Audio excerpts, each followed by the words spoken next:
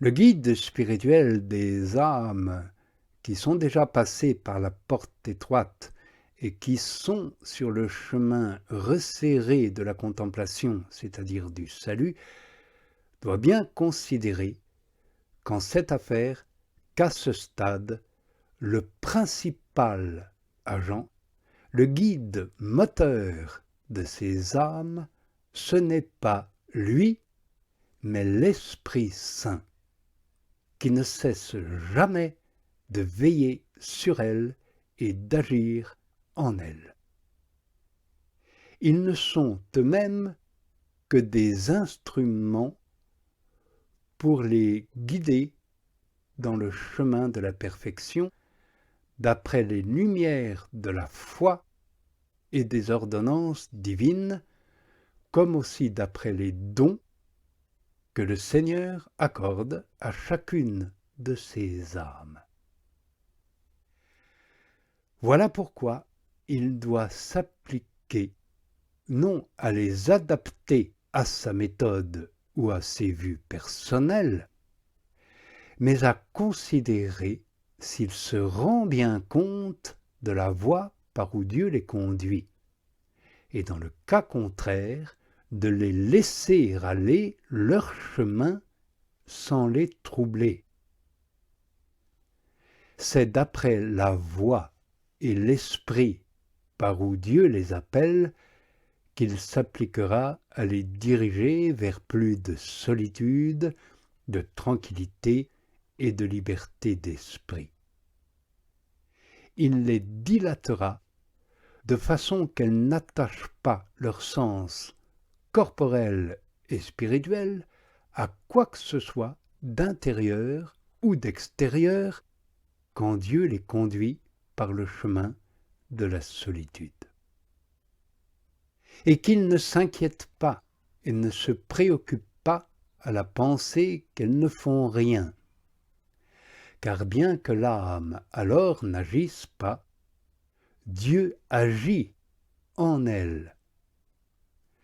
Quant à lui, il doit veiller à la porter au détachement et à la mettre dans la solitude et le repos, de telle sorte qu'elle ne soit attachée à aucune connaissance particulière, ni d'en haut, ni d'en bas, et n'ait le désir d'aucune saveur, d'aucun goût ou d'aucune perception particulière.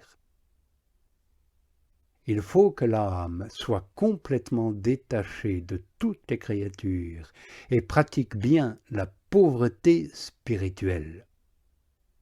Voilà ce que l'âme doit faire de son côté, comme le conseille Jésus, Fils de Dieu. En ces termes, celui qui ne renonce pas à tout ce qu'il possède ne peut être mon disciple. Ce précepte s'entend non seulement du renoncement de la volonté aux réalités corporelles et temporelles, mais encore de celui qui concerne les réalités spirituelles.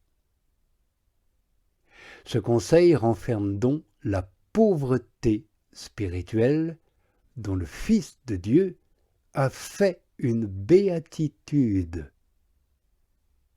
Quand l'âme est ainsi détachée de tout, qu'elle est dans un dénuement complet, et qu'elle a, je le répète, accompli tout ce qui dépendait d'elle pour cela, il est impossible que Dieu ne fasse pas de son côté tout ce qu'il faut pour se communiquer à elle pleinement, au moins dans le secret du silence. C'est même plus impossible qu'il ne l'est au rayon du soleil de ne pas illuminer un espace serein où il ne rencontre aucun obstacle. Ainsi, le soleil est tout prêt à entrer dès le matin dans votre chambre, aussitôt que vous en ouvrez les fenêtres, si votre chambre est tournée vers le soleil. Telle est la conduite de Dieu qui veille sur Israël. Il est dit qu'il ne dort pas. Ainsi entre-t-il dans l'âme qui est détachée absolument de toute créature et se tourne vers lui et se laisse remplir de ses trésors. Dieu est donc tout prêt à pénétrer dans les âmes comme le soleil dans un appartement. Le guide spirituel doit donc se contenter de préparer l'âme à le recevoir.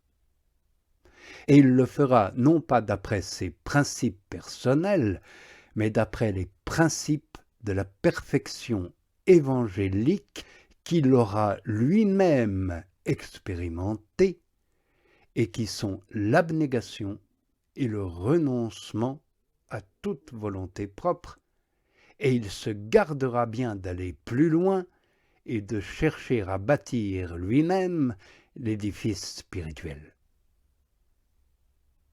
Car ce rôle de bâtisseur appartient uniquement au Père des Lumières, de qui découle toute grâce excellente et tout don parfait jusqu'à son propre Fils, l'époux bien-aimé promis à nos âmes. Car, dit le psalmiste, si le Seigneur lui-même ne bâtit la maison, c'est en vain que l'on travaillera à l'édifier.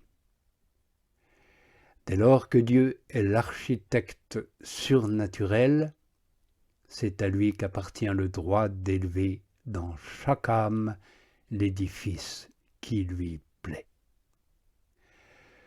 Quant à vous, ô guide spirituel, qui que vous soyez, votre tâche est d'y préparer l'âme, en la portant au renoncement complet par rapport à ces opérations et affections naturelles qui d'ailleurs n'ont ni aptitude ni force pour la construction de cet édifice surnaturel. Si vous agissiez autrement, alors vous la jetteriez dans le trouble au lieu de lui porter secours. Cette préparation de l'âme dépend de vous. Mais comme dit le sage, c'est Dieu qui lui montre le chemin qui la conduit au bien surnaturel, en se servant de moyens que vous ne pouvez comprendre, ni l'âme non plus. Ne dites donc point, mais l'âme ne progresse pas, puisqu'elle ne fait rien. Car s'il est vrai qu'elle ne fait rien, je vous prouverai que par le fait même qu'elle n'agit pas, elle fait beaucoup. Si en effet l'entendement s'est dégagé de toutes ses connaissances particulières, soit naturelles, soit spirituelles, il avance. Et plus il s'abstiendra de s'occuper de connaissances particulières ou d'actes de compréhension, plus aussi il s'avancera vers le souverain bien surnaturel qui agit en lui, par lui, pour lui, avec lui. Mais me direz-vous, si elle n'a pas de connaissances distinctes, comment peut-elle réaliser des progrès? Et moi je vous dis que si elle en avait, elle n'avancerait pas dans les réalités divines. Et la raison, c'est que Dieu, vers qui se dirige l'entendement, dépasse tout entendement naturel. Il est incompréhensible et inaccessible à l'entendement naturel. Voilà pourquoi, quand l'entendement agit, il ne s'approche pas de Dieu, il s'en écarte plutôt, s'en éloigne et peut finir par le perdre. Il doit donc cesser ses opérations naturelles pour s'approcher de Dieu, suivre le chemin de la foi pure et croire sans même comprendre. De la sorte, l'entendement arrive à la perfection, parce que c'est par la foi et non par un autre moyen qu'il s'unit à Dieu. et il s'en rapproche davantage en ne comprenant pas qu'en comprenant. Aussi ne vous affligez pas de ce point, car dès lors que l'entendement ne recule pas, comme cela lui arriverait s'il voulait s'occuper de connaissances particulières et distinctes, de raisonnements ou autres actes intellectuels, au lieu de rester dans son repos, c'est qu'il avance. Et en effet, il est purifié de tout ce qu'il avait en lui-même, car rien de cela n'est Dieu en personne, comme nous l'avons dit, et Dieu ne peut pas occuper un cœur qui n'est pas détaché de tout ce qui n'est pas lui en substance. Par conséquent, dans ce cas de perfection, ne pas reculer, c'est la preuve qu'on avance.